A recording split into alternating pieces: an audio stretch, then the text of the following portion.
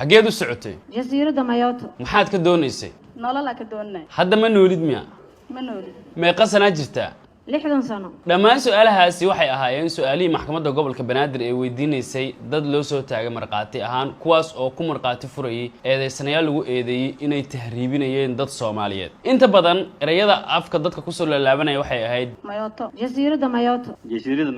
جزيرة مايوتو mayota hadal 24 saac la soo dhaafay qof kasta oo maqlaayay yaani laga yaabo xataa qaarkood inuu afkooda qosol soo qabto marka mayota maqlo sababtoo ah waxay noo ahayd qof jira da'da 60 sano oo u tahriibaya jasiiradda mayota ماشي إلهي إجي فرنسا أنجلي لها gabadhan iyo sidoo kale aabahan dad ay ka mid yihiin oo saaran maxkamadda gobolka Banaadir oo qaarkood ay yihiin marqaatiyaal iyo sidoo kale dad kale oo ayaga la mid ah oo ku eedeysan inay tahriibinayeen dad Soomaaliyeed hadaba meeshan waxyaalaha aan ku arko waxa kamid ah gabar ayadu tahriibaysa aniga هذا الوذا ha hooyo tahriibaysa قبنا والي جوده يعني نفتي ذا اللي جوده أديك ما الوذا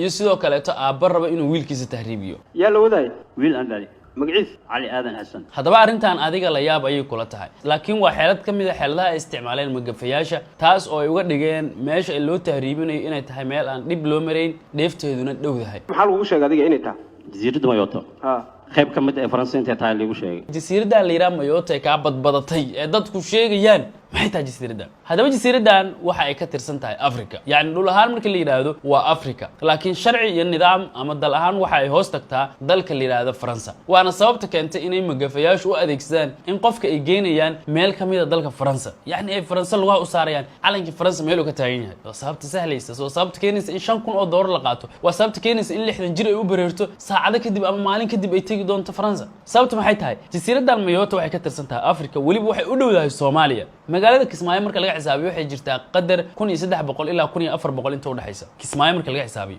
yaani maylka hawada ama diyaaradana loo isticmaalo inta 1300 oo kiiloomitir u jirtaa Kismaayo uga dhowdaa ma qofka Kismaayo ka soo baxay Hargeysa taga Mayotte uga dhow inuu tago qofka Kismaayo ka soo baxa ee berbera raba inuu tago ama hadii la ku maayo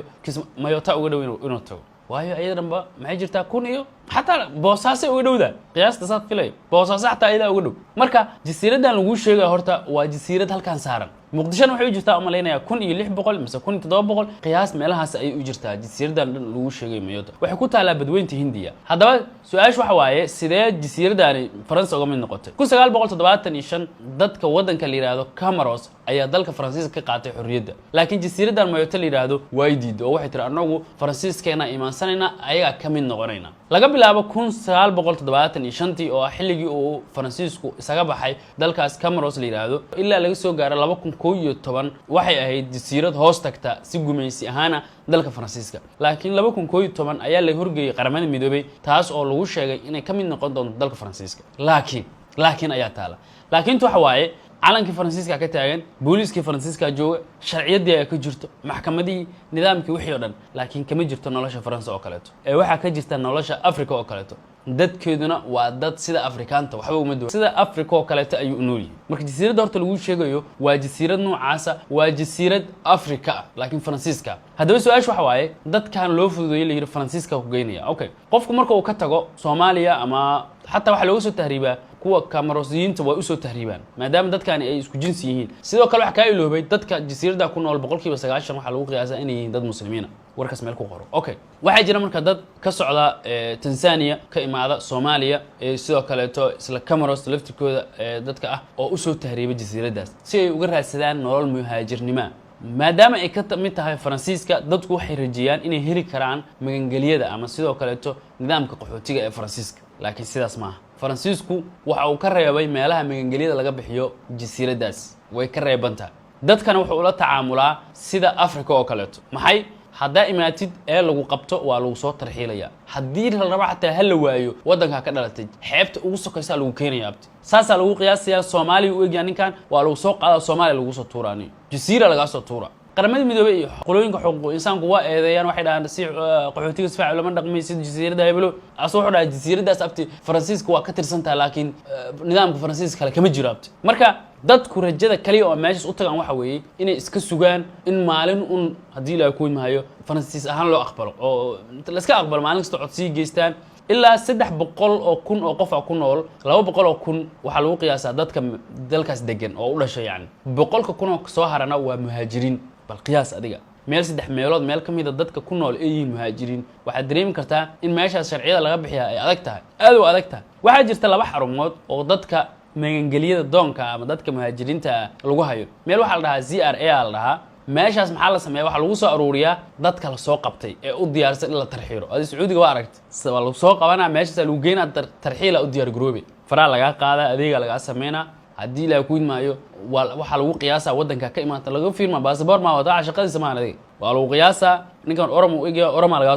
soo tuura Ethiopia sidoo kale waxa jira xabsi la yiraahdo Kiwani ma la malayna asna ayaa jira oo lagu xiro dadka muhaajiriinta kuwa loo taag waayo abta wadankaaga ma sheegi diidaha meesha lagu xira dibdhow kama jiraba okay dadka meeshaas ku nool nolol ahaan waxay ku nool yihiin guryo cariisha guryaha ay dhistaan buushash dawladuna waxay samaysaa bishiiba 2 mar mise 3 mar waxay samaysaa wax la yiraahdo tirtirid waa la tirtiraa abti cagaf ah magaalada soo galiya qababa xaafadaha ay ku nool yihiin xaafado badan waxa jirta oo xaafadan Kiwani la leeyahay badan waxa degan muhaajiriin maalin kasta howlgal laga fuliya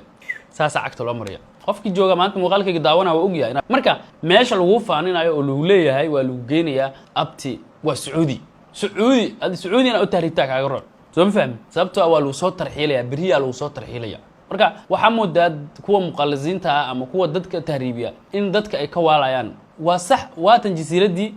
maalin habeen markaas soo socotay waa tagaysa laakiin dibka jira muxuu yahay abti sida aad filayso ma ahan abti Faransa waa ka tirsan tahay laakiin Faransiis ma ahan dadka ayagu u dhashay oo wadanka u dhashay oo sharciyada Faransiiska haysta way tagaan Yurub waa dad Faransiis camal oo u dhaqmaan laakiin meeshaas abti qaxootiga ku tagay waa kullu go'ay anaar ku dhahay waa kullu go'aysa marka waxa rabaa dadka hadda waqti uga dhumayo ama dadka u diyaarsan ama dadka hadda bareenkaas dejinayo walaalayaal waa kullu go'inina